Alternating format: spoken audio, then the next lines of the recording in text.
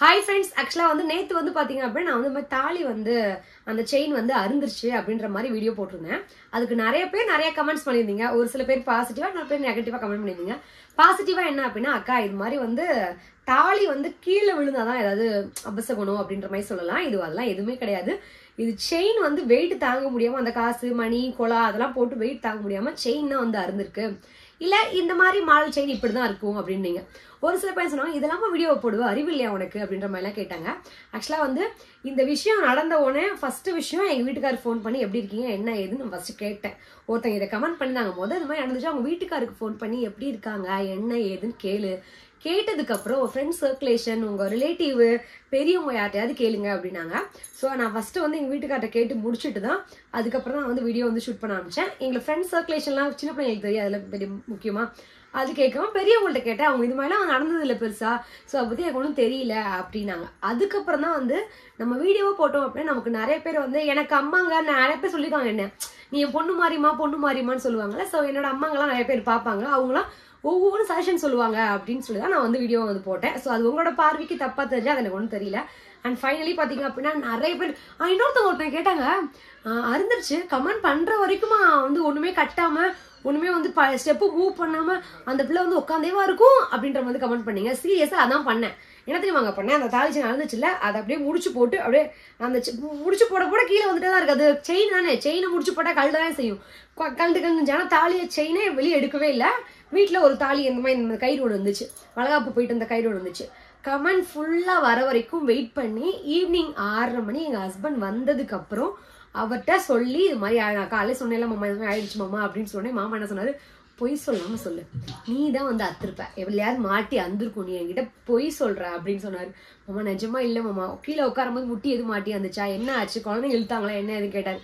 நான் நிஜமா அப்படியே எதுவுமே நடக்கவே இல்லை. நான் எதார்த்தமா பாப்பாவுக்கு வந்து சாப்பாடு ஊட்டலான்னு சொல்லிட்டு அந்த ஹெல்த் மிக்ஸ் போட்டு பவுடர் போட்டு கிண்டி ஊட்ட உட்காடுறேன், தொங்குது. என்ன தொங்குது பார்த்தா வந்துருச்சு.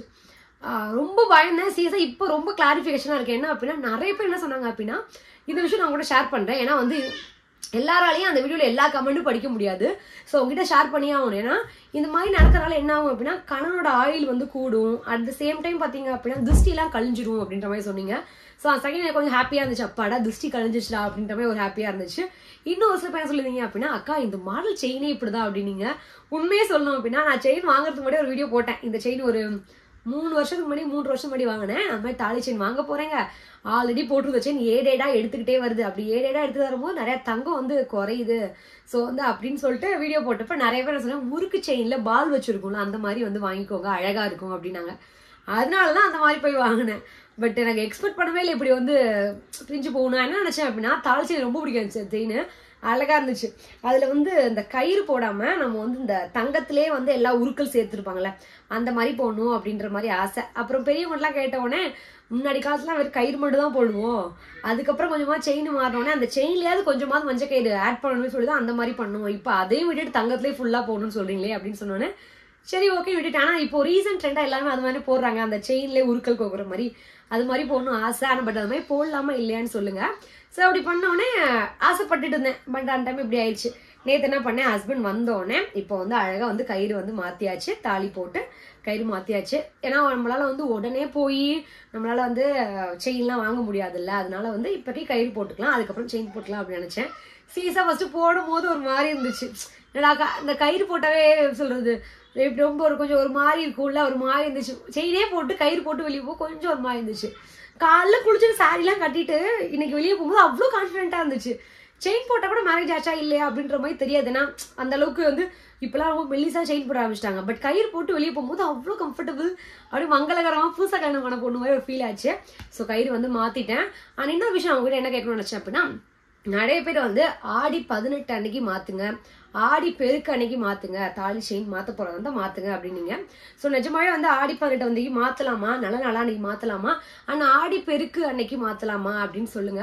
ஏன்னா வந்து தாலி செயின் ஆடி பெருக்கு அந்த டைம்ல தான் வந்து பண்ணலாம், அதாவது மாத்தலாம் அப்படின்ற மாதிரி பிளான் இருக்கும்.